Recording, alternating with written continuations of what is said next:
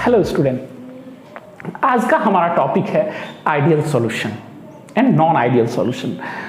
हम लोग सॉल्यूशन पे पहले भी बात कर चुके हैं। यदि पिछला वीडियो आपने नहीं देखा है तो डिस्क्रिप्शन बॉक्स में उसका लिंक है, लिंक को देख लीजिए। और फिर हम आज आगे बढ़ते हैं, आइडियल सॉल्यूशन पे आते हैं। आइडियल सॉल्यूशन होता क्या है? असल में आइडियल सॉल्यूशन वो सॉल्यूशन है जो 3 क्राइटेरिया को फॉलो करता है। 3 मेन क्राइटेरिया है जिसको आइडियल सॉल्यूशन फॉलो करेगा।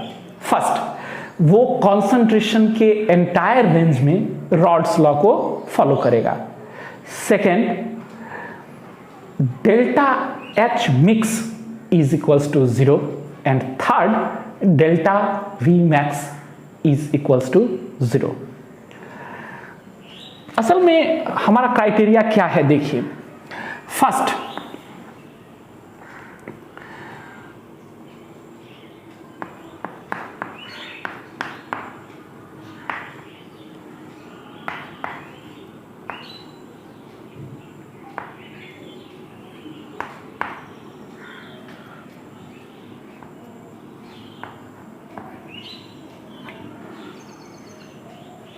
सेकेंड क्राइटेरिया है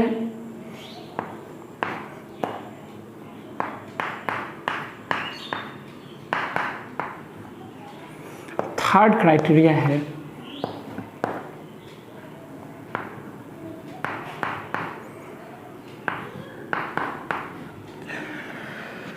इसका मतलब है कि मिक्सचर से जो सॉल्यूशन हमारा बनता है वो सॉल्यूशन और सॉल्यूट के मिलने से बनता है। तो मिक्सचर से पहले, मिलने से पहले और मिलने के बाद जो टोटल इंथैल्पी चेंज है वो बराबर होगा। तो डेल्टा मिक्स H हमेशा ही 0 होगा।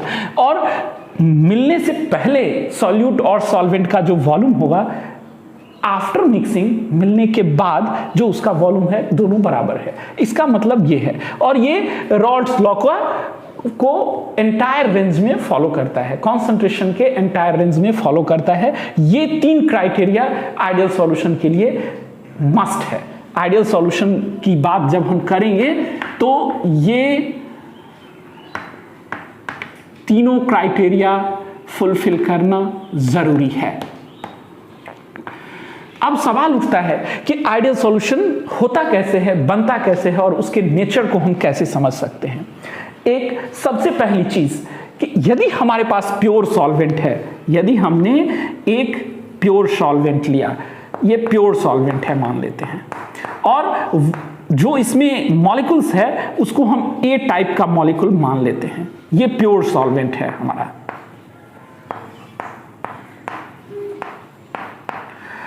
दूसरा पार्ट है हमारा जो सॉल्यूट है।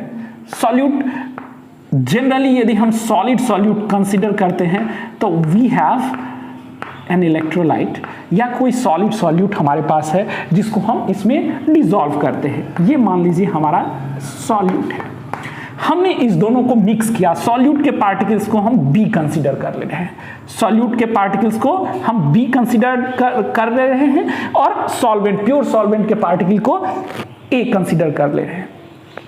जब ये सॉल्वेंट प्योर है, तो हमेशा इसमें जो इंटरैक्शन होगा वो A टाइप का इंटरैक्शन होगा, A टाइप का इंटरैक्शन होगा। That means only A molecules of A interact with the another molecule of A।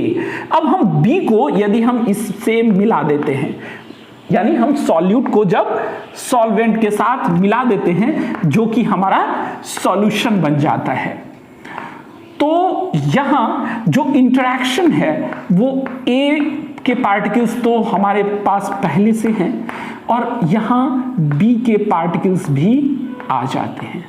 We have so many particles of B।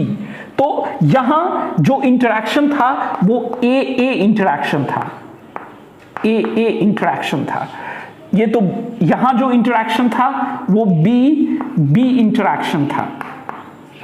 अब जो यहां इंटरैक्शन होगा वो 3 तरह का होगा।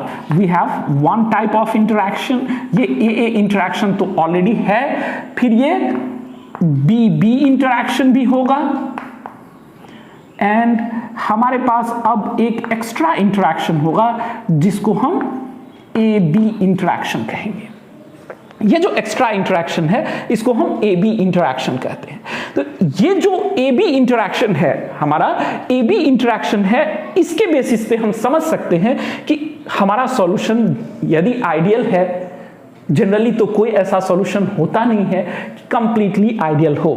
जो हमारा सॉल्यूशन होता है जनरली वो रियल सॉल्यूशंस होते हैं, आइडियल कोई नहीं होता। बस हमको ये देखना है कि आइडियल बिहेवियर से कितना फ्लक्चुएट कर रहा है, वो कितना फ्लक्चुएट कर रहा है। ये यदि वो पॉजिटिव डेविएशन दिखाता है या फिर वो नेगेटिव डेविएशन दिखाता है। यदि हम इस दोनों डेविएशन को देखें तो सबसे पहले हमको जो सोचना है वो ये कि क्या वो जो हमारा ए बी इंटरैक्शन है, यदि ए बी इंटरैक्शन वीकर होगा ए ए इंटरैक्शन और बी बी इंटरैक्शन से, तो हमेशा पॉजिटिव डेविएशन दिखाएगा। और यदि ए बी इंटरैक्शन स्ट्रॉन्गर होगा ए ए इंटरैक्शन और बी बी इंटरैक्शन से, तो हमेशा ही डेविएशन नेगेटिव होगा। इस नेगेटिव और पॉजिटिव डेविएशन को यदि हम ग्राफिकली देखना चाहें, यदि हम ग्राफिकली ए ए डेविएशन और बी बी डेविएशन साथ में ए बी डेविएशन को देखें तो हमको समझ में आ जाता है कि पॉजिटिव और नेगेटिव डेविएशन आइडियल बिहेवियर से किस तरह से डिफरेंट सॉल्यूशंस करते हैं। ग्राफिकली यदि हम देखना चाहें तो देखिए, ये एक हमारा सिंपल ग्राफिकल रिप्रेजेंटेशन है जिसमें हम कंसीडर करते हैं कि हमारे पास एक कंपोनेंट जिसका वेपर प्रेशर P1 है, दूसरा कंपोनेंट जिसका वेपर प्रेशर P2 हम कंसीडर करते हैं, और ये सॉल्यूशन का वेपर प्रेशर है। ये जनरल परसेप्शन है। और यदि हम इधर वेपर प्रेशर ले लें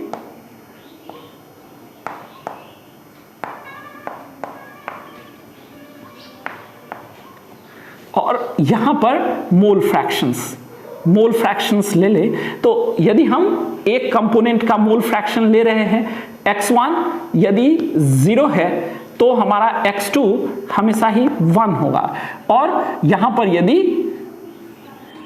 x1 को हम 1 ले लेते हैं तो x2 हमेशा ही 0 होगा। ये जो मोल फ्रैक्शन, ये हमारा मोल फ्रैक्शन है, मोल फ्रैक्शन ऑफ कंपोनेंट्स। यदि हम पॉजिटिव डेविएशन की बात करें तो ये रिप्रेजेंटेशन हमारा ऐसा हो जाएगा।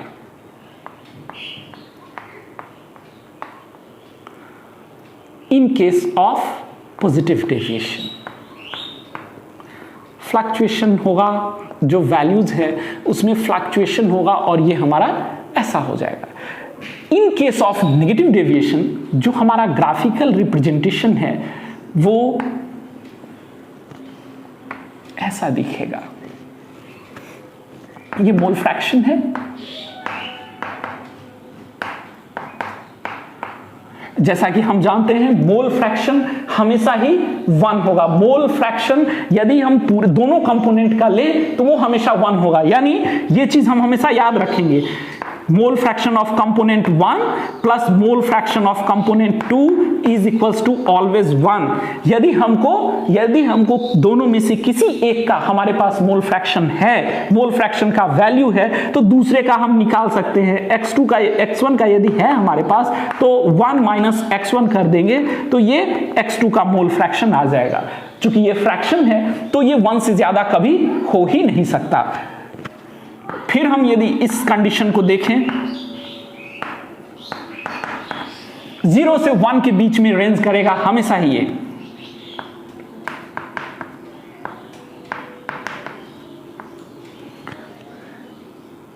हमारे पास दो कंपोनेंट हैं। ये जो हम देख रहे हैं ये असल में सॉल्यूशन का रिप्रेजेंटेशन है, ये पूरे सॉल्यूशन का रिप्रेजेंटेशन है। ये कंपोनेंट 1 का वेपर प्रेशर है और ये कंपोनेंट 2 का वेपर प्रेशर है, और ये total vapour pressure of our solution है। ये चीज हमको ध्यान रखना है।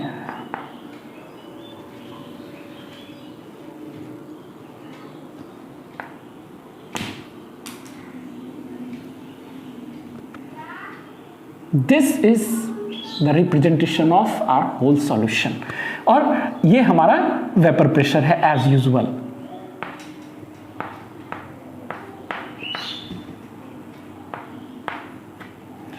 अब यदि नेगेटिव डेविएशन हम देखें तो ये जो हमारा ग्राफिकल रिप्रेजेंटेशन है वो इस फ्लक्चुएशन को रिप्रेजेंट करेगा। This fluctuation represents the negative deviation from ideal behaviour of solution. ये चीज हम ध्यान रखेंगे। ये हमारा दोनों ग्राफिकल रिप्रेजेंटेशन है जिसके बेसिस पे हम ये समझ सकते हैं कि हमारा जो सॉल्यूशन है वो नेगेटिव डेविएशन दिखा रहा है आइडियल बिहेवियर से या कि पॉजिटिव डेविएशन दिखा रहा है। Thank you. Please subscribe our channel. हम लोग अपने चैनल पे जो वीडियोस बना रहे हैं वो वीडियोस बहुत ही यूज़फुल हो सकते हैं उन बच्चों के लिए, खासकर जो प्रिपरेशन कर रहे हैं एग्ज़ाम्स की, एकेडमिक एग्ज़ाम्स की या फिर कॉम्पिटिटिव एग्ज़ाम्स की। Thank you. Happy learning.